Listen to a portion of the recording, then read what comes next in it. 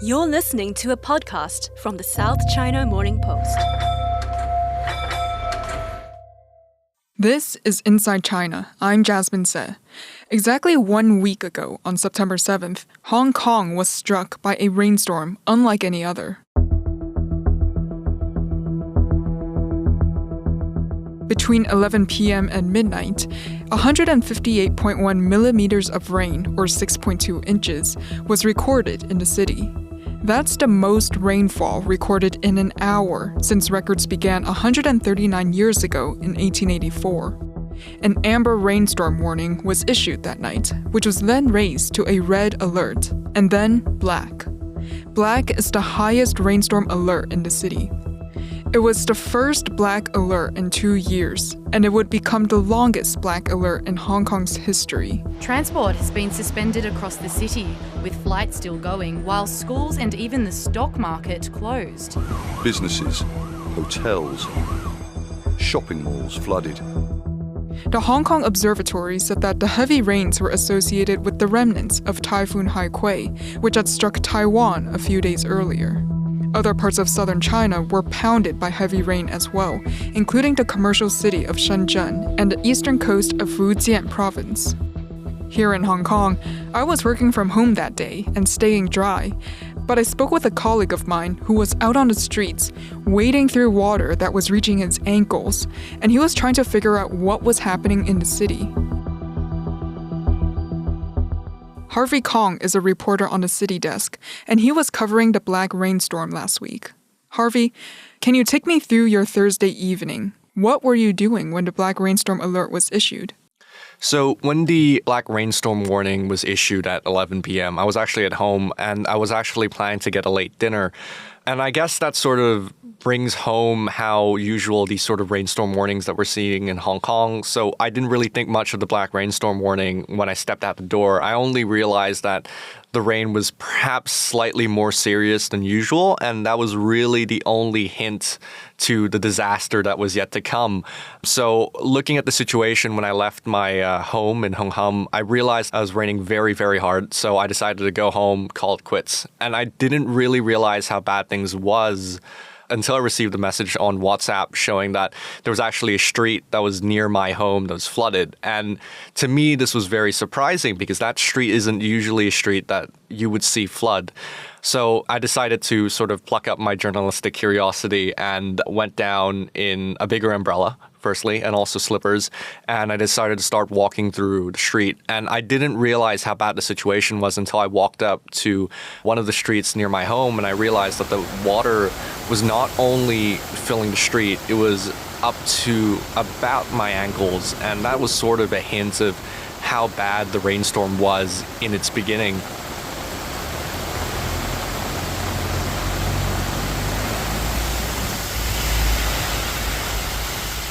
And to me, it was a big shock because Hung Hom isn't usually a place that you would associate with flooding. During typhoons, during other rainstorms, you never see the street flood this badly.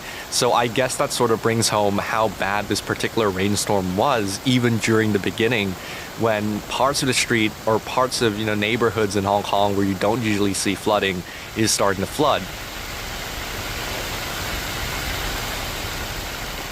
And, a little bit further down the street, I could see, people trying to wade through the floodwaters, sort of. You have people trying to, go through the other side of the street holding grocery bags. You'd have cars trying to sort of brave through the rainwater and trying to drive through. So that's sort of the situation I was seeing here in Hung Hom.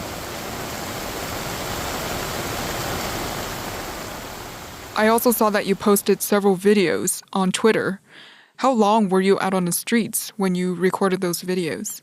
So at this point, I believe I've been out on the street for an hour or two. I don't really remember. It was a really adrenaline-packed situation. So at that point, I wanted to sort of sum up what the situation was like, having waded through the floodwaters at some parts of my hometown. And then I just sort of wanted to sort of bring this home and also to summarize this for people at home or people who might not know what the situation is like. So I'm here in Hung Hom right now where we are getting an unprecedented amount of floodwater here in this area or district. So essentially, if you can see behind me, there's a little bit of floodwater here on the road that's about ankle deep. judging from the pedestrians and vehicles trying to wade through it. And I don't think I've ever seen flooding ever, this serious in my entire life. And I don't think even during the typhoon was flooding this serious. On the adjacent street, on Wuhu Street, there are actually sections of sections where floodwater were also about ankle deep as well.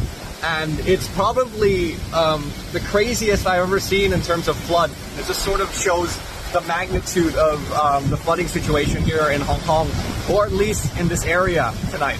And I believe I used the word unprecedented in that video. And I think that perhaps that was the right decision, because I think at that moment, everyone sort of realized how bad the situation would be. The only, thought that we had was we had no idea how bad the situation would be, and that would quickly reveal itself the next day. So that's what was going on in your neighborhood of Hong Kong. But did you also find out what was happening to the rest of Hong Kong? Were you monitoring social media? So evidently, because this rainstorm got worse and worse overnight, there was a lot of video coming up on social media. And I guess the most popular or the most viral video that everyone's looking at was that video that shows Wong Tai Sin MTR station turning into sort of a waterfall.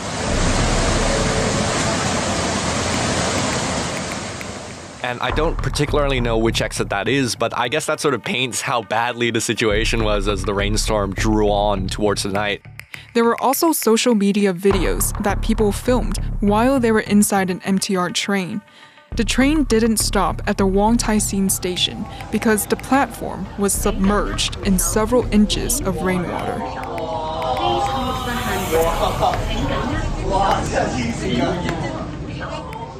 And then you were also seeing videos of other places in Hong Kong, slopes turning into rivers, roads that are not usually flooded, again, also turning into rivers filled with murky floodwater. And that was sort of the night for me. I sort of clocked out around 2 and I decided that, I've had enough of this. I'll pick up on the aftermath the next morning. And when I woke up the next morning, I didn't realize that the situation has sort of rolled on and continued on overnight. And it was sort of shows how serious the situation is, because I saw a video of Wan Chai's Hennessy Road being completely flooded. And that's another road that you do not expect to see flooded here in Hong Kong. That's a very, very rare occurrence. And also surrounding roads in Causeway Bay, Chai Wan. There were so many images, so much video of exactly how devastating this rainstorm was to the people of Hong Kong. So it was really shocking just waking up in the morning and seeing all of that, knowing that it's sort of continued on from the chaos from the night before. Before we get to the next day, let me bring in Denise Tsang. She's an editor for the South China Morning Post, and on the night of September 7th, she found herself stuck in traffic for 2.5 hours during this heavy rainstorm. What a drama on that night, because I had a very nice dinner with a group of business people, and then at 9:30 there was amber rainstorm warning issue. It was still okay because I could see out of the window things were still quite calm and normal. And then when the event finished at 10, I left the venue, which is in Tsim Sha Tsui. And then my husband came and picked me up with our car. So I hopped onto that quickly because it started to get worse.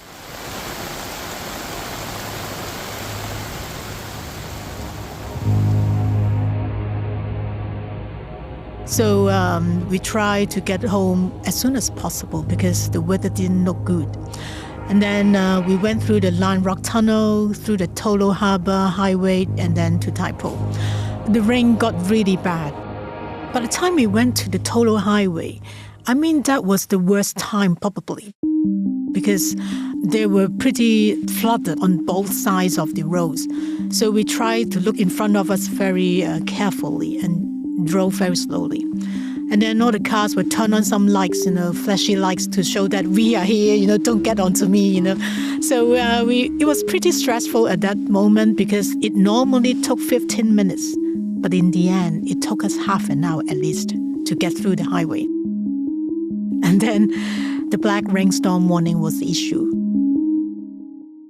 That was quite a dramatic moment because we really fear that, things will turn really bad. Because water on both sides of the road built up like a stream running very fast. There was no sign that we could move ahead at all. We continued to wait for like another 45 minutes. And then it was like getting close to midnight. And then I started to feel not good because I watched the battery of the EV I was on. So just within around nearly 2 hours, the battery ran down by 20%. So that was the moment I had to think about the way out.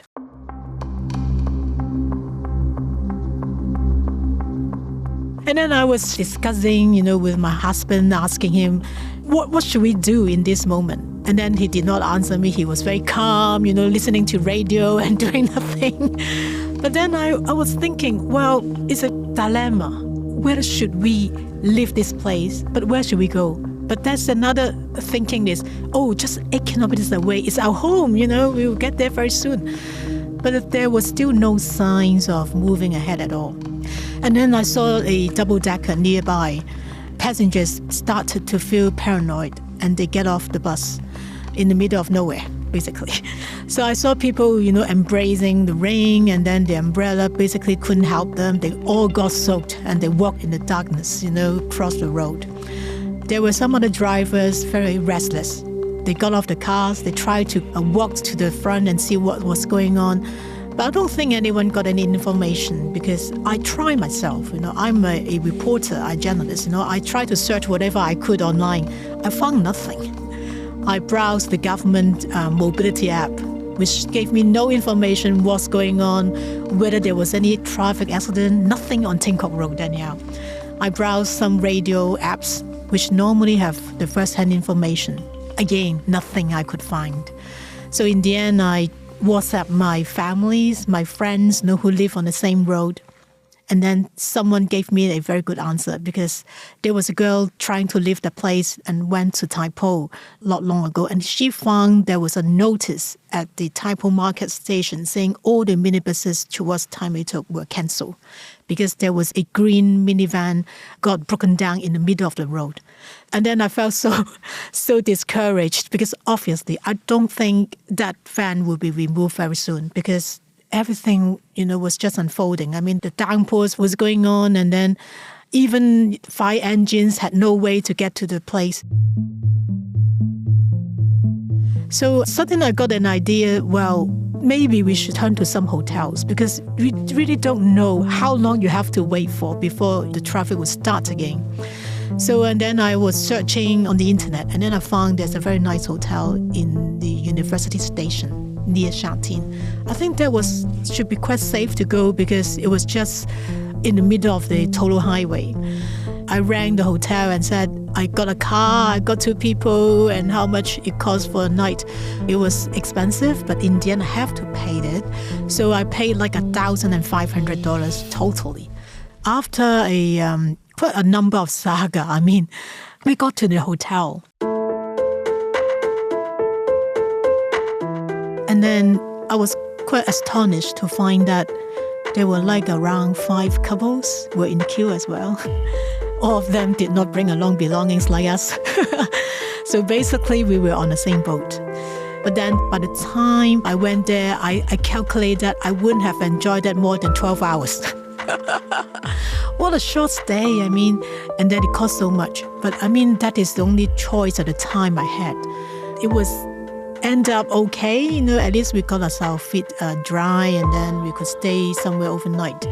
But to be honest, I could not sleep at all because I was a bit concerned about my home situation because I had another EV at home and I don't know whether it was flooded or not because 7 years ago there was a very bad flood, happened in the village, at my home basically.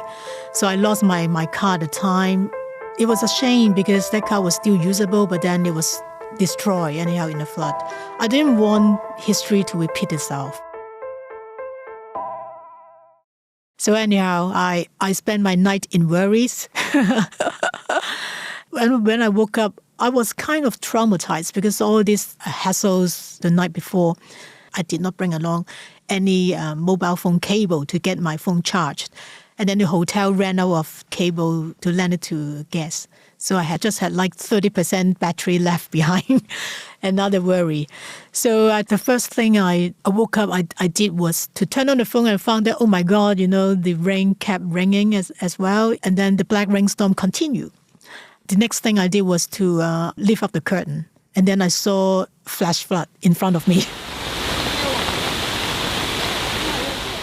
Because the hotel room was facing the hillside of Tai Po Road. I saw a river. It's a kind of a waterfall, even though it wasn't comparable to Niagara, but it was something like a mini Niagara in front of me. It was scary because I saw some fire engines and police cars, they were already on the road. I suspect something pretty bad happened over there. And then the water gushing out, horrible anyhow. So I was pretty worried about my home and whatnot, but then I really had to try to get him safely and check the road situation. It looks like the roads were restored, cleared up. And then later on, I checked out and then we drove home. But on the way, I saw like 2 or 3 cars still got stuck in water. So that means some parts of the road were still not really in use yet. So I saw some nice cars, got soaked in water. I felt so sorry for the drivers. There wasn't any flooding at my home, which normally would have happened already. But of course, that large-scale flood did not happen, but there was still some pools, of water, which was, normal compared to other places. In the end up, I was lucky, everything was okay. I really thank God for everything was okay in the end. Right away, thought about some preemptive measures to be safe. So basically, the next day, I thought about whenever there's a downpour, even like potential heavy rainfall, I would just park my car not near my home, from somewhere high up. Like some neighboring areas, they're a little bit higher. So it's like less vulnerable to flooding. But then, another thing is I find the villagers are very clever. I mean, the day I went home on Friday, I saw many cars were parked already on some higher areas. I mean, drivers had this nightmare before probably, because 7 years ago, that flooding was pretty bad. The entire villages' cars were ridden off. Most of them were floating in water or even basically flooded totally to the ceiling of the car.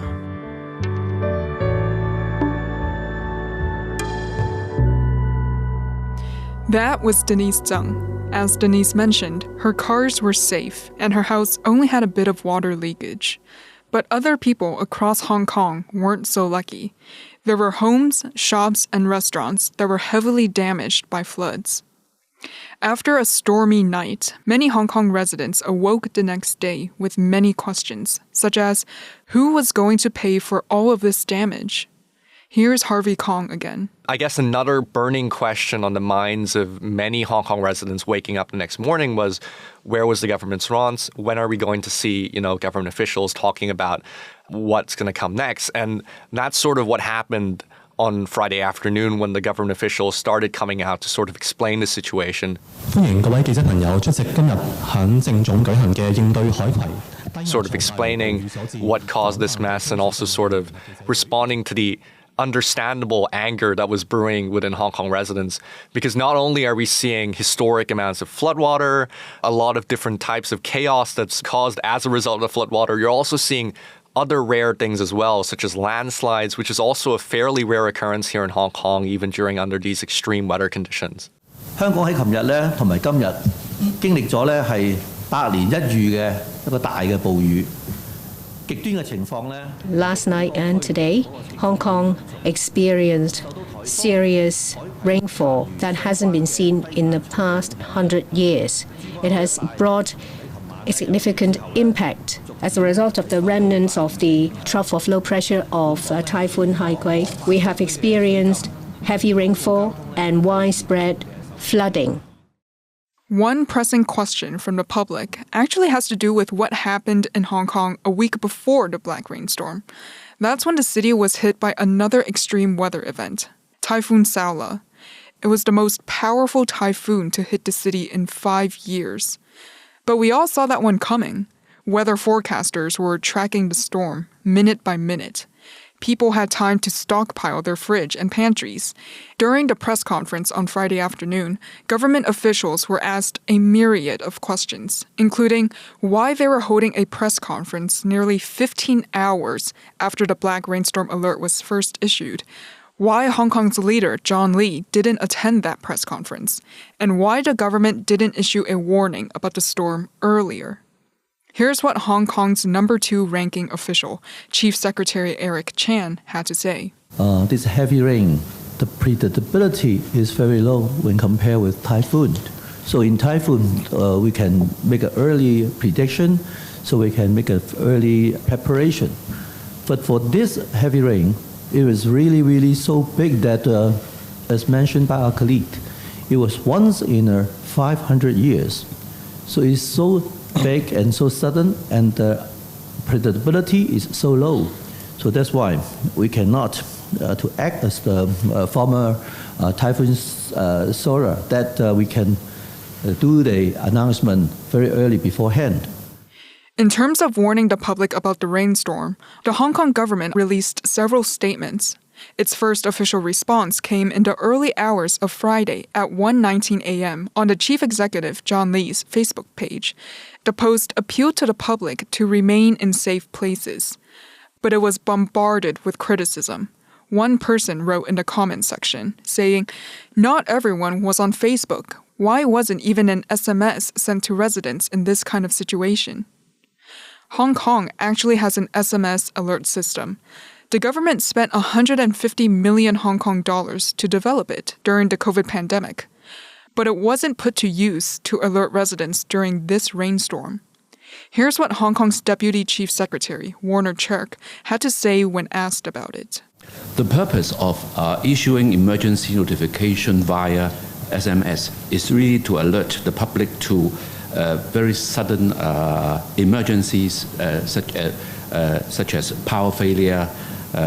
But in this present case, the onset of the black rainstorm is very clear. I think any members of the public who is still awakening would have noticed this heavy rainstorm situation. So it won't be necessary to use that system to send SMS to individual citizens to just really stating the obvious.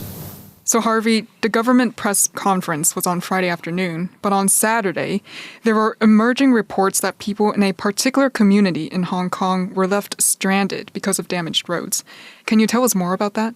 So the community involved in this particular incident was Sheko, and Sheko is actually home to about 2,500 villagers.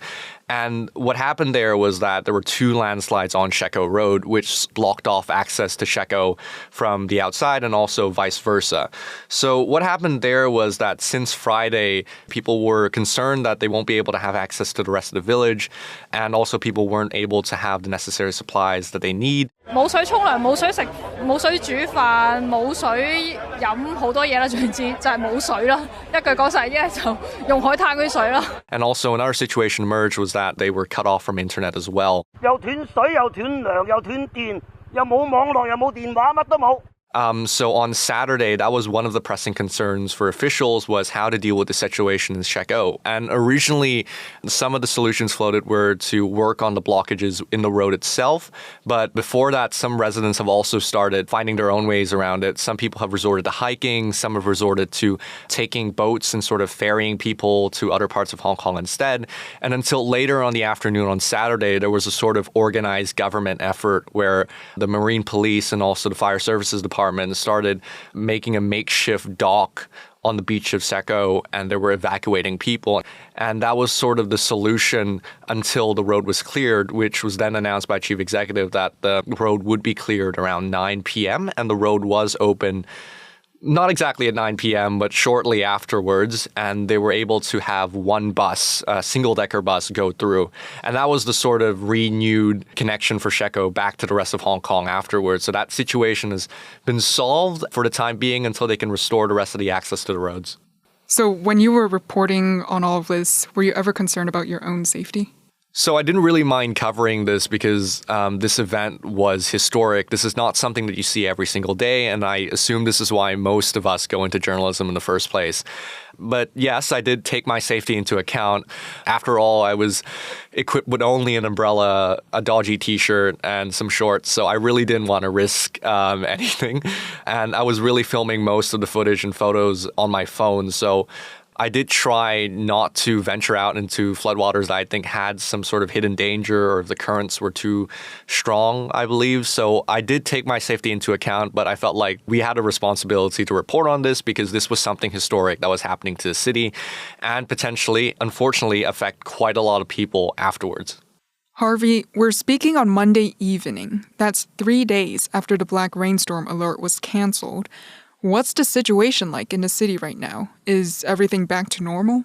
It's a mixed bag, really. In some parts of Hong Kong, people are having their own normal commute, and even in some of the perhaps worse hit places, for example, Wong Tai Sin. So I was in Wong Tai Sin MTR station this morning talking to commuters and basically gauging how they felt about everything that's happened and, whether or not they felt concern about their commute on Monday morning. And most people did have some concerns, but in the end, they felt that the situation has mostly returned to normal and they could go to work as normal, even though they did have contingency plans in place, for instance, arriving earlier or leaving home earlier or just, memorizing a backup bus route just in case. But unfortunately, commutes weren't as smooth in other places in Hong Kong. For instance, there was still flooding in some areas, for example, Kwun Tong, Tseung Kwan O, and also Sai Kung. But as of Monday evening, these have been cleared according to government officials. So perhaps they would have a smoother time going back home instead of the experience they had going to work this morning. Harvey, what's next for you? Is there anything that you're keeping a close eye on, or are you working on any follow-up stories to this? So my colleagues and I are still continuing on and sort of reporting on this issue as it comes. And I guess the sort of continuing questions that the public might have or that we would have is sort of how will the government take this policy going forward? How will they adjust the city's rainstorm coverage and sort of how will they deal with the follow-up following this rainstorm coverage?